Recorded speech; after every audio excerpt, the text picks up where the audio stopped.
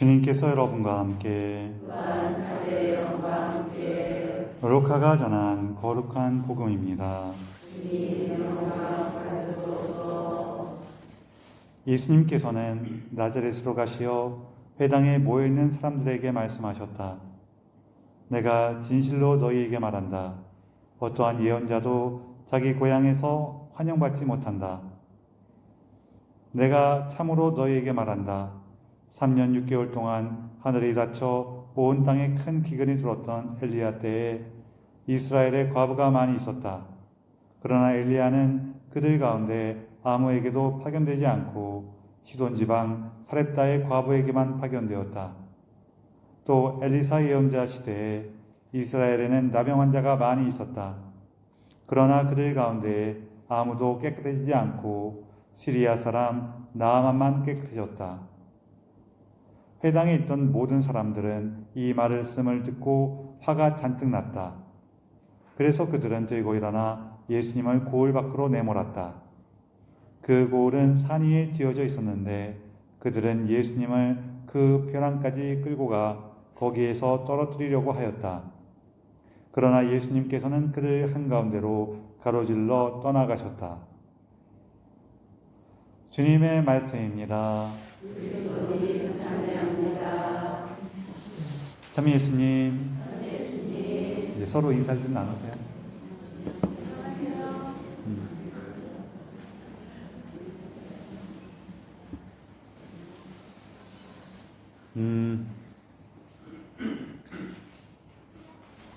오늘 복음하고도 조금 관계가 있는데 신부님들도 자기 출신 본당으로는 발령을 잘 안 내요.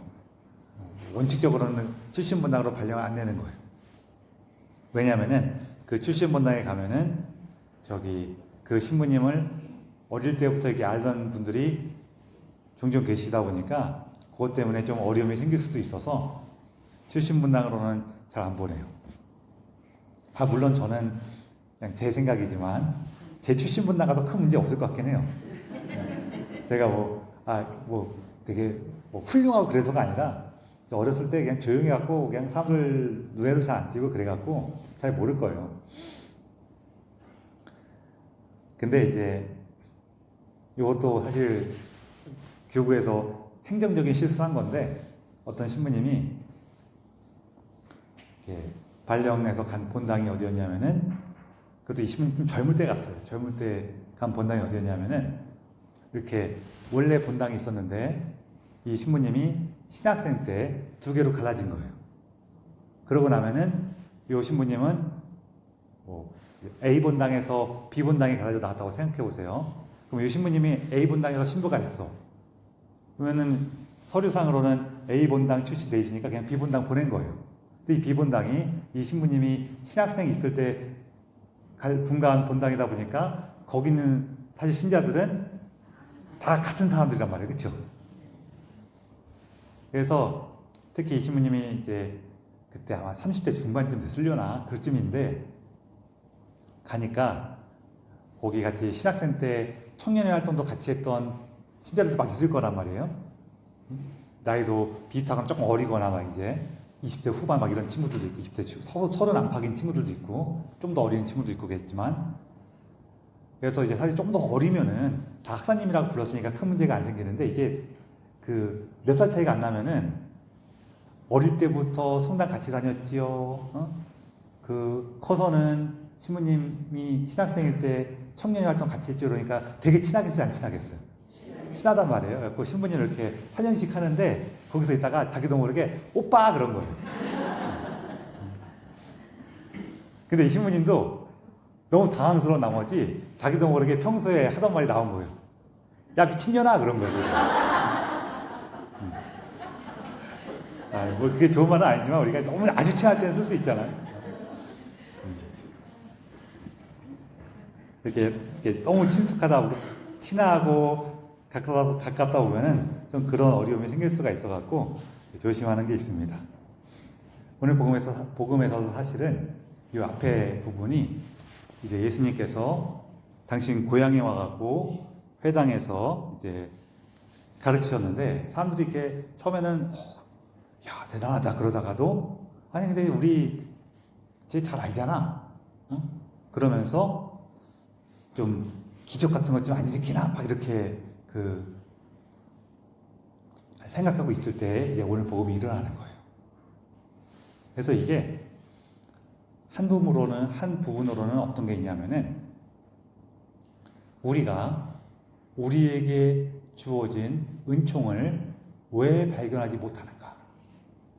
이거에 대한 얘기인데 그 이유 중에 하나는 뭐냐면요. 너무 내가 잘 안다고 생각했어요.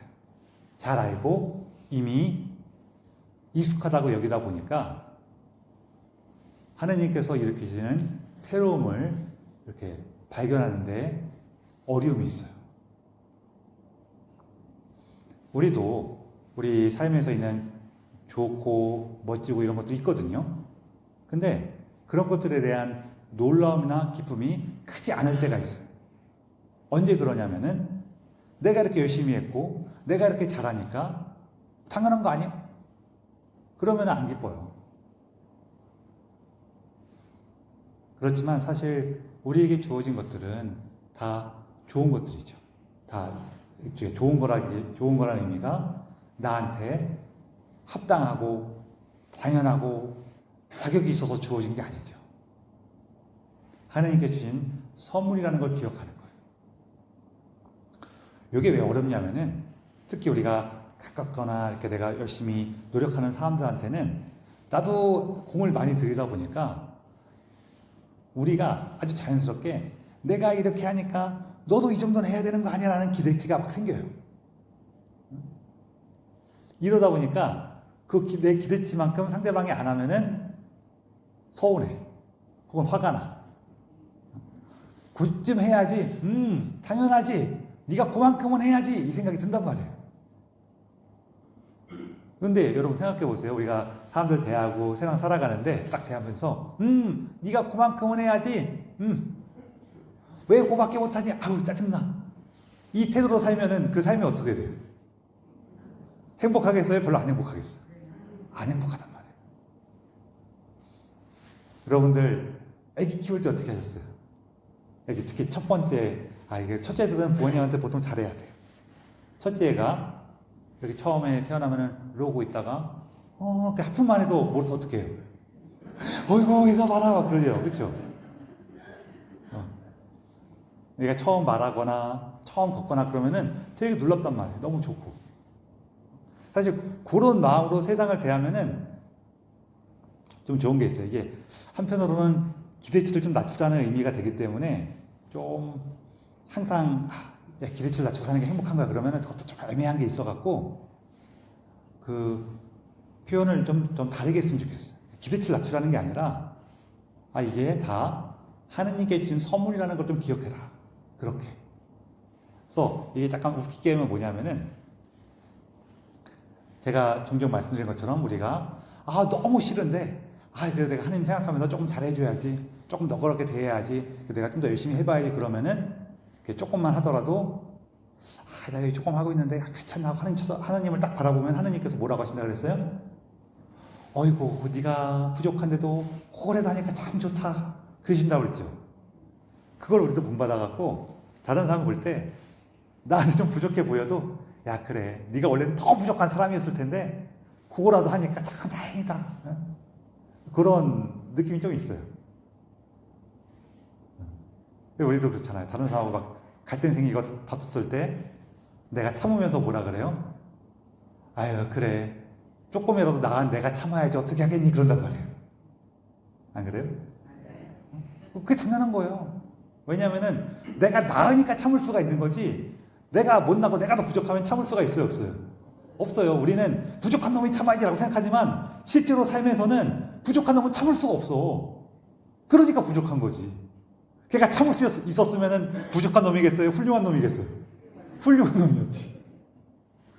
그런 게 좀 있어요. 그래서 이걸 감사하는 거예요. 우리 삶에서 부족한 우리에게 벌어지는 것들에 대해서 감사하는 거예요. 그리고 이게 중요한 게 사실 내가 상대방한테 무언가 열심히 하고 공을 들이고 잘해줬을 때 내 힘으로 한 걸까요? 아니면은 하느님께서 주시는 은총 덕분에 한 걸까요? 은총 덕분에 한 거랑 우리가 다 일단 이론적으로는 알아. 그렇죠? 그럼 하느님께 주시는 은총 덕분에 내가 무언가를 했다면은 그 보답은 내가 받아야 돼요? 하느님께서 받아야 돼요? 그럼 제가 나한테 뭘 해줄 필요가 있었던 거예요? 없었던 거예요? 없었던 거예요. 근데 얘가 나한테 부족하나마 뭘 해. 그럼 뭐예요? 어휴, 대단하네. 어휴, 고맙네. 물론 우리 마음에는 좀 아쉬움도 있고 그런 게 생길 수는 있어요. 그래도 이거를 우리가 이해할 때 좀 더 삶이 달라진다는 거죠. 좀 더 우리 삶 안에서 하느님을 만나고 하느님의 손을 잡고 하느님과 걷게 된다는 거예요. 덧붙여서 우리 또 잘 생각해 보면은 우리가 무언가 이렇게 좀 불쾌함을 느낄 때, 화를 내거나 짜증이 나거나 그럴 때 보면은 우리가 좀 혼동하는 게 있어요. 이게 이렇게 되니까 내가 화를 내지 막 그렇게 생각할 수가 있는데 사실은 내가 이거 다 잘 알아요. 여기서 왜 이런 일이 벌어졌는지 또 저 사람이 왜 저러는지 내가 다 잘 알아요. 알아도 문제야 사실은. 다 안다 그러면 전 다 압니다 그러면은 아는 사람이 왜 그랬어요 그런단 말이에요. 그래요 안 그래요? 내가 그렇게 됐다는 얘기는 내가 잘 안다는 거예요 모른다는 거예요? 모른다는 거예요. 그래서 그게 우리에게 굉장히 큰 여유를 주는데요. 잘 아는 사람은 좀 전에 우리가 얘기했던 것처럼 아는 사람이 왜 그래요? 그래야 되니까 되게 잘해야 돼. 근데 난 사실 몰라. 그 모른다는 것을 받아들이는 그 순간 우리에게 여유가 생겨요. 나 참 몰랐지. 이게 상대방에 대해서도 내가 화가 나다가 내가 여기서 벌어진 일에 대해서 저 사람의 마음에 대해서 저 사람의 삶에 대해서 내가 다 알아. 그 순간에 상대방에 대한 여지가 더 많이 생겨요. 그리고 다른 하나는 나도 좀 더 자유로워져요. 나 다 모르는데 내가 다 완벽하게 할 수 없는 거 아니겠어? 그렇죠 예수님? 그러면 예수님 오케이. 예수님께서도 하느님께서도 오케이. 그래서 나에게 대해 여유로움도 생겨요. 그리고 마지막 한 부분이 있는데 요거는 이제 지금까지 계속해서 우리가 생각하는 것, 우리가 기대하는 것대로 요건데 이 중에 하나가 뭐가 있냐면은 우리가 나 자신이나 자신의 삶에 좀 과대한 기대를 해요. 조금 전까지 얘기한 거는 보통 우리가 바깥을 향해 세상을 향해서 다른 사람을 향해서 했던 것들에 대한 얘기라면은 이 마지막 부분은 주로 자기 자신에 대한 건데 일독서에 보면은 나아만이 딱 엘리사의 여자를 찾아왔더니 엘리사의 예언자가 딱 나와서 먼 길을 잘 오셨습니다 하면서 이렇게 하느님의 은총을 딱 하면서 기도해 주죠. 그래요? 나오지도 않아. 나오지도 않으면서 저 요르단강에 가서 7번 몸을 씻으라 그래요. 그래갖고 나아만이 화를 내고 돌아가려고 그러죠. 부하들이 와갖고 장군님, 아버님이라고 부르는데 이 아버님이 자기의 그 친아버지란 뜻이 아니라 존경하고 우리를 이끄시는 분 그런 뜻이에요. 대장님, 더 어려운 거면 하실 거 아닙니까? 딱 그래요. 그리고 그런가? 그래갖고 이제 시킨 대로 했더니 하느님의 치유를 만나게 되죠. 좀 비슷한 게, 똑같진 않지만 좀 비슷한 게, 우리가 이럴 때가 있어요. 우리 기도할 때 보면은, 어떨 때, 그냥 기도하긴 했는데, 맹숭맹숭 할 때도 있고, 계속 분심잔념에 시달릴 때도 있고, 막 습관적으로 기도한 것 때문에 다 하고 났더니 지금 내가 어디까지 했는지도 기억도 못할 때도 있고, 막 그래요. 그러고 나면은 여러분 기도한 것 같아요? 안 한 것 같아요? 안 한 것 같죠. 우리 생각인 거예요. 이런 것들도. 이게 꼭 기도뿐만 아니라 우리 신앙생활에서 이런 상황들이 좀 벌어질 때가 있거든요. 그럴 때 뭘 기억하시냐면은 여기 대부분 좀 연세가 있으시니까 좀 더 젊으셨을 때, 자녀들 키울 때, 특히 애들이 학교 다닐 때 보면은 그래도 내가 보통 일찍 일어나서 아침도 준비하고 막 그러죠. 그런데 어떤 날은 내가 정말로 우리 아이들 정말 내가 너무 사랑스럽지, 정말 아이들을 위해서 내가 내 삶을 내어줄 수 있어 하면서 정성껏 이렇게 아침을 줄 때도 있지만, 어떨 때는 나도 정신없으니까 막 해갖고 이게 줄 때도 있고, 또 몸에 이제 뱄으니까 습관적으로 툭툭툭 해갖고 그냥 줄 때도 있어요. 그렇죠?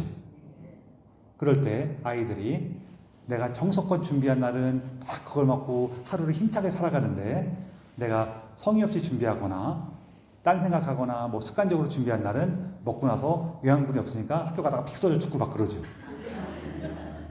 그래요, 안 그래요? 안 그래요. 내가 부족함이 있어도 그 부족함 가운데서 벌어진 일들도 다 그 사랑 안에서 이루어지게 돼요. 그렇기 때문에 내가 그렇게까지 철저하고 완벽하지 못해도 괜찮다는 거예요. 그 나머지는 누가 채워주신 거예요? 하느님께서. 그래서 내가 그게 철저하지 못하고 부족한 것도 많은데, 그런데 우리 삶에는 계속 좋은 것들이 벌어지고 멋진 일들이 일어나요. 그때 우리가 하느님을 찬미하는 거죠. 주님, 저 이렇게 부족한 것도 많고 연약한 것도 많은데 그래도 오늘 이 순간까지 무사히 살아왔어요. 혹은 기쁘게 살아왔어요. 정말로 제가 그 어려운 순간들, 힘든 순간들에는 당신을 잊어버릴 때도 많았지만 당신께서는 항상 저와 함께 계셨습니다. 저와 함께 제 삶을 걸으시고 제 손을 잡고 이끌어 주셨습니다. 그걸 우리가 만나는 거예요. 그래서 여러분, 우리가 이제 자신의 익숙함에서 벗어난다는 것은 좀 여러 가지 의미가 있어요. 하나는 당연하게 생각하는 것들, 사실 그거 당연한 거 아니란 말이에요. 그렇죠? 우리가 사실 익숙하다 보니까 당연하게 느끼는 거지, 한 번만 잠깐 멈춰서 생각해 보면은 당연한 것들이 아니에요. 물론 그 가운데서는 우리가 속상하기도 하고 힘들기도 해요. 그래서 예수님께 얘기하는 거예요. 예수님, 제가요 지금 되게 서운하고 속상하고 화나기는 하는데 이게 당연한 건 아니죠. 근데 전 자꾸 이래요. 내가 당신께서 주신 특별함에 더 많이 감사하도록 도와주십시오 라고 하는 것도 좋고, 두 번째는 특별히 내가 막 골치 썩고 있을 때 내가 이거 정말로 이렇게 잘 아나? 혹은 내가 정말로 이거 잘하는 사람인가? 한번 이렇게 스스로에게 질문해 주세요. 근데 생각해보니까 나도 그렇게 신통치 않았지 뭐. 그리고 신통치 않기 때문에 뭐 실수할 수도 있는 거지 뭐. 그런 것들에 대해서 하나님께서 너그러시다는 거 기억하셨으면 좋겠고, 마지막으로는 우리가 부족함이 있고 연약함이 있을 때 하나님의 은총 안에서 그런 것들이 더 좋은 결실로 나타나는 걸 정말로 하나님께 감사하고 기뻐하셨으면 좋겠어요. 예수님, 제가 부족했는데도 이처럼 당신께서 저희와 함께 하시고 당신께서 우리를 한데 묶어서 사랑으로 함께 나아가도록 이끄시니 이처럼 멋진 일이 벌어지고 있습니다 하면서 많이 기뻐하시고 감사하셨으면 좋겠어요. 우리가 그렇게 완벽하진 못하잖아요. 그래서 오늘도 주님께서 우리 삶에 함께 하시고 이끄심을 더욱더 깊이 기억하고 풍성히 만날 수 있기를 청하면서 이 미사를 봉헌합시다.